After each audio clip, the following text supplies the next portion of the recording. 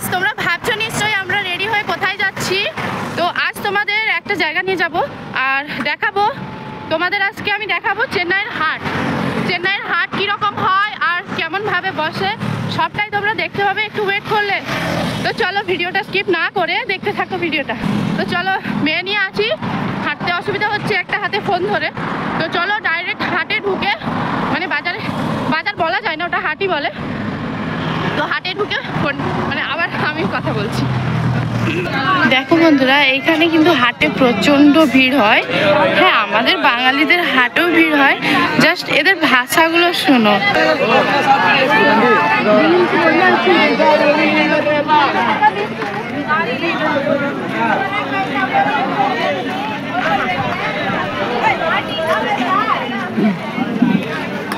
ঘুরতে থাকবি? ভাই আগে আগে যাচ্ছে আর আমি পেছনে পেছনে যাচ্ছি।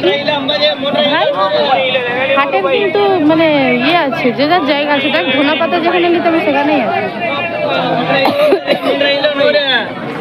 আলু নতুন আলু না সবই নতুন আলু। দেখ কত করে জিজ্ঞেস কর, কত করে জিজ্ঞেস কর। 3.5 কিলো।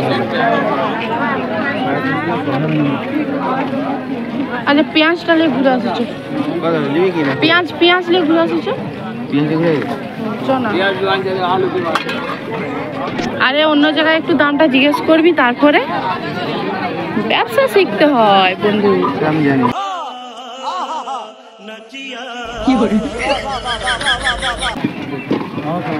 জিজ্ঞেস কর। এখানে শুকো মাছ পাওয়া যাচ্ছে। কত করে জিজ্ঞেস কর।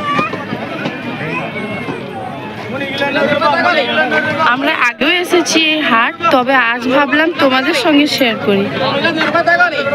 ভাই টমেটো কত করে জিজ্ঞেস কর। টমেটো কত করে জিজ্ঞেস করো। টমেটো कितना? 3 किलो। হ্যাঁ, নিয়ে যাবো। এখানে টমেটো এখন পচবে না, এখন শীত নয় গরমও নয় না, এখন পচবে। কি কিতনা? ও 250। হ্যাঁ, কি করবি বল, এখানে সব জিনিসেরই দামটা এরকম। কিছু করার আছে? খেতেও তো হবে, পেটে তো দিতে হবে বকা।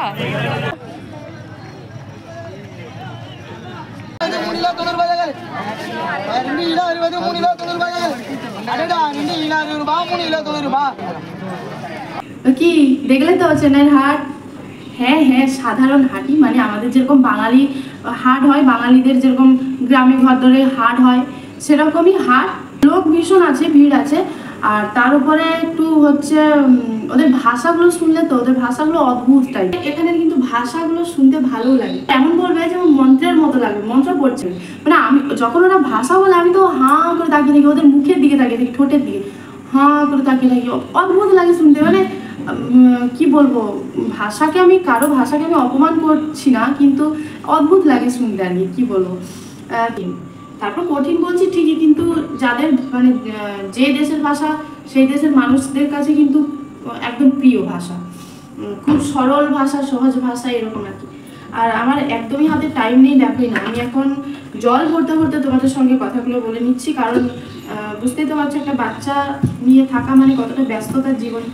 তো হয়ে গেছে জল ভরা। তো যাই হোক, ওদের হাটে গেলে কিন্তু কম দামে জিনিসগুলো পাওয়া যায়। মানে ধরো আলু, পেঁয়াজ, টমেটো, বেগুন, মানে বিভিন্ন রকমের শাকসবজি আর কি, এগুলো একটু কমে সময় পাওয়া যায়, তাই হাট চলে যায়। তো আমরা সব দিন যাই হাট, সপ্তাহে একদিনই হাট হয় এখানে, আর সেটা হলো বৃহস্পতিবার। তো সেই বৃহস্পতিবার হাটে সবাই যায়, আমরাও যাই, আমরা গিয়েওছি আগে। তা এইবারে যে আমরা গেলাম, তাই ভাবলাম তোমাদের সঙ্গে এটা শেয়ার করি। আর হ্যাঁ, কেমন লাগলো চেন্নাইয়ের হাট তোমরা বলবে কমেন্টে। হাট কেমন লাগলো বলতে হবে না, ওদের ভাষাগুলো কেমন লাগলো সেটা বলবে।